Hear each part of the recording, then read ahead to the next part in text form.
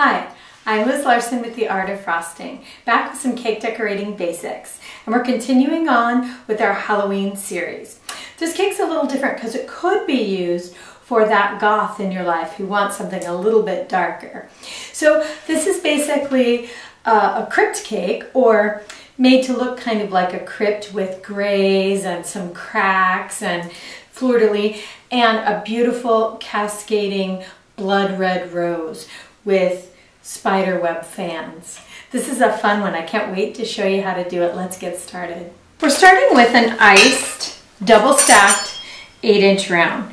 It is iced but not heavily iced.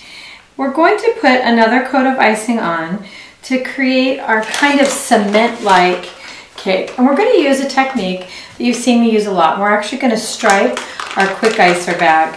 This time we're doing it so that we can get a variegated kind of a cement look in the icing of our cake. So I've got black up the side of my bag, as you can see here.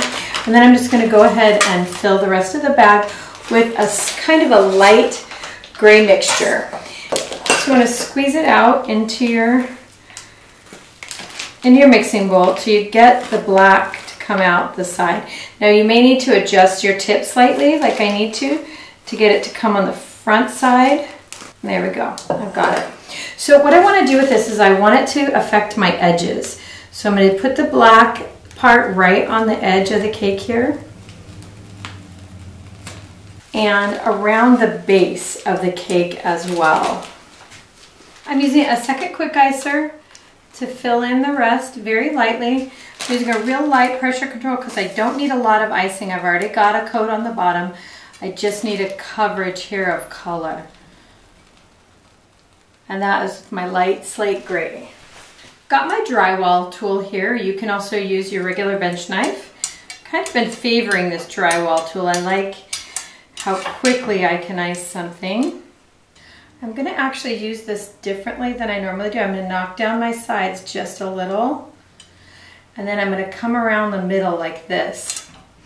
That way I can keep that dark color on my edges. I've ended up with a nice marbled effect on the cake, and that's good. That's what I wanted. Next I'm going to use my black gel and a skewer. And my skewer is actually wet. That's going to allow me to put some cracks in here. I want this to have that kind of crypt look. I'm just going to lightly drag it across and make some cracks.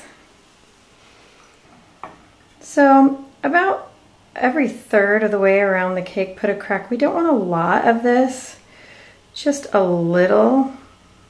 So I've got a bag with a number 23 star tip in it, striped again with some black and filled with my light gray. The same stuff that we used for our icing. And we're going to create this fleur-de-lis effect around the base. And I want it to be gray and black so it blends in. So it looks like, you know, maybe a part of an old crypt. So I'm going to use a reverse shell and come down to the base. Then a straight shell. I want to really let it build and come down.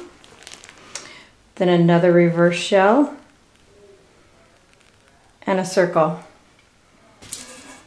My cake is an 8-inch round, and I just want to reference here so that I know my fans will be about the right size. I don't want to make them too big or too small. I want my spider web to be roughly about the quarter of the size of my pan that I've drawn here.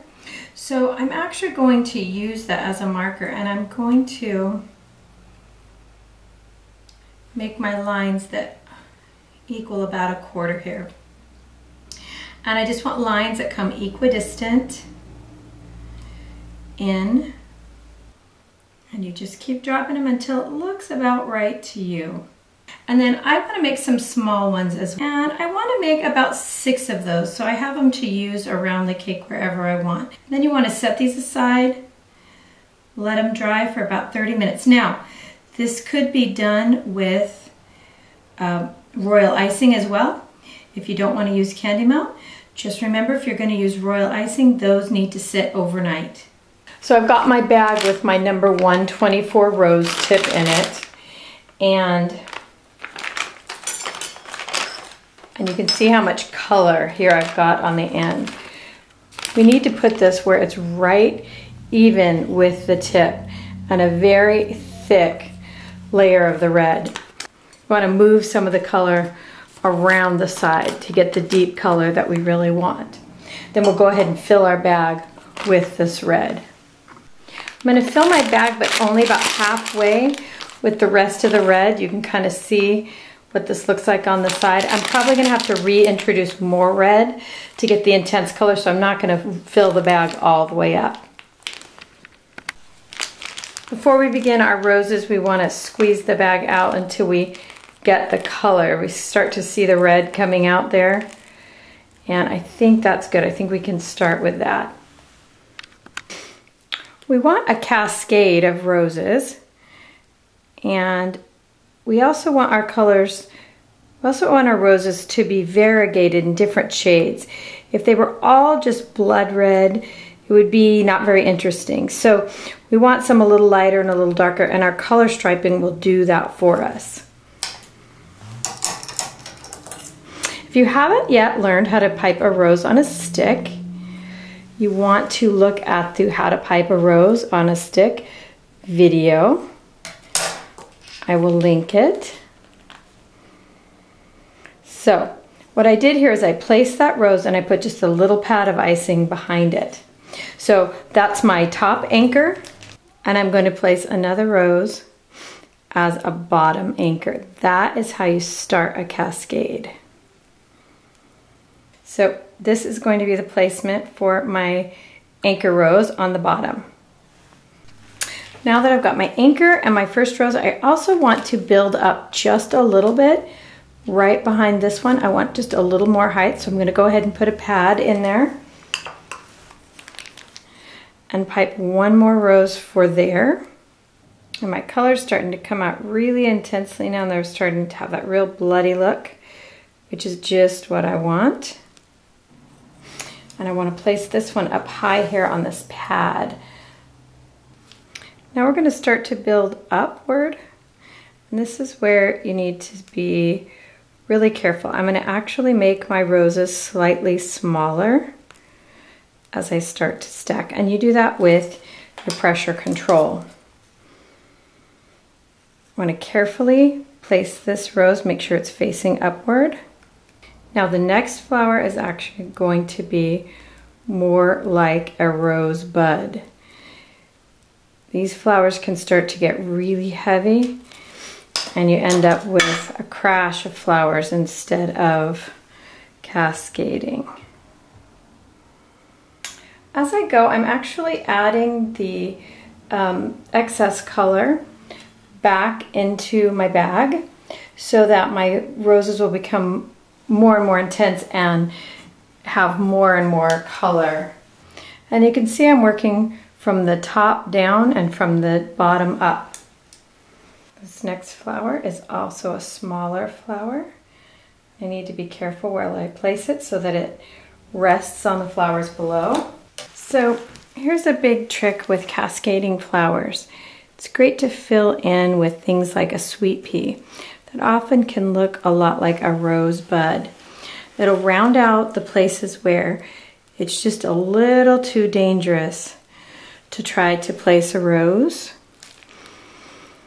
It also lightens it up just a little bit. So we're going to go ahead and fill in with some sweet peas. You really have to just keep adjusting your angles to get into all the little nooks and crannies. And you also need to cover your scissor marks. So that's a great place for a sweet pea as well. I've got a number 70 leaf tip here in my coupler, and I want to do a similar technique as we did before with the green and really stripe with full color up the inside of the bag. And I want it fairly thick because I want that gel color to stick onto the leaves. I backfilled the bag with green, and we want to come in and get that really rich, deep green color. So now your striping is really only going to be on one side of your bag, so you need to keep adjusting your angles to keep that dark green at the forefront. You want to use just a little zigzag and release. Now we've got a gorgeous and full cascade in contrast with our kind of bleak and crypt look around the back. That's just what we're going for. Now we want to very, very, very delicately release our spider webs from the paper. That's where an offset spatula comes in really handy, and why we have a whole lot of them. Now I want to very, very gently place my first spider web. Just push it down in very lightly. You want it to lean back just a little, and you want to add just a little bit of your rose icing to the back to hold it in place. And then we want to come in behind with one more rose. And a smaller bud. There. Now that our spider web is on and our cascade is on, we can stop holding our breath just a little and start having a little fun. I want to add just a few of these small spider webs in as accent, almost like lace in here. You can see how that'll really balance out. They are spider webs, but they start to actually look a little bit like fans, which I think is kind of fun. Now, we want to have a little bit of balance here on the back and also have a little bit of fun. So we want to place one more spider web up the back, just like that.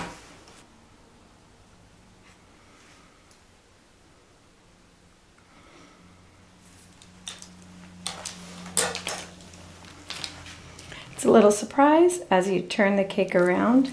And just a little finish.